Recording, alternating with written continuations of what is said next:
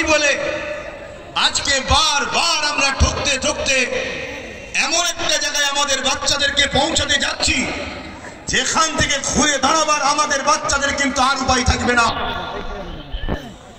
দুনিয়ায় দুমুঠো খেয়ে বাঁচবে কি, তার থেকে বড় বিষয় দুনিয়ায় এক আল্লাহকে মানতে পারবে কি, প্রফেট মুহাম্মদ রাসূলকে মেনে চলতে পারবে কি, প্রকাশ্য কলেমা পড়তে পারবে কি, নামাজ মসজিদে পড়তে পারবে কি, মসজিদে হাইয়া আলাস সালাহ হাইয়া আলাল ফালাহ বলতে পারবে কি, কুরআন পড়তে পারবে কি, মুখে দাঁড়িয়ে মাথায় টুপি দিতে পারবে কি, মা বেটিরা হিজাব পড়তে রাখতে পারবে কি?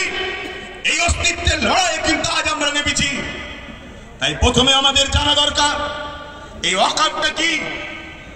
খুব ভালো করে শুনে, ওয়াকফ বিষয় যদি আমরা না জানি তাহলে আমাদেরকে বোকা বানাতে খুব সহজ হবে। মনে রাখবেন, ইতিপূর্বে এই দেশে একজন রাজা ছিল যার নাম আকবর। নামটা শুনতে মুসলমান হলো, কিন্তু সে ছিল একটা হতভাগা। কোরআনের বিরুদ্ধে একটা দ্বীন ইলাহি বলে কিতাব বার করেছিল। সে আকবর দেখেছিল আমি সবাইকে বোকা বানাতে পারলো। এই খেটে খাওয়া, এই লেবার শ্রেণী, মাথায় টুপি না থাকতে পারে, পরনে জুব্বা না থাকতে পারে, মাদ্রাসার চৌকাঠে পা না দিতে পারে, কিন্তু এই মুসলিম সমাজকে কোরআনের বিরুদ্ধে নিয়ে যাওয়া এত সহজ ব্যাপার হবে না। এরা গান যাত্রা ফাংশনে চলে যাচ্ছে, এদের অন্যায়। শোনে, অসুবিধা হচ্ছে আপনাদের? আমি আন্দোলনে নামিনি, নেমেছি যখন এর সাত শেষ দেখে ছাড়বো। কিন্তু আপনারা আছেন তো নাকি? আছেন তো নাকি? মনে রাখবেন। আচ্ছা, এই আন্দোলনটা করবেন কার সাথে? না, এই আন্দোলনে কাদেরকে সাথে নিয়ে আন্দোলন করবেন বলুন? কাদেরকে?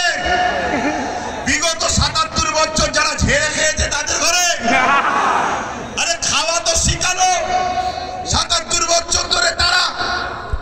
একটা ছোট্ট কথা বলি শোনেন, পাড়ায় চোর পড়েছে, শুনছেন তো?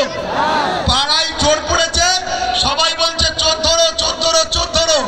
ওই ভিড়েতে চোরও ঢুকে যে বলছে চোর ধরো, চোর ধরো, চোর ধরো। শুনছেন না শোনেন না?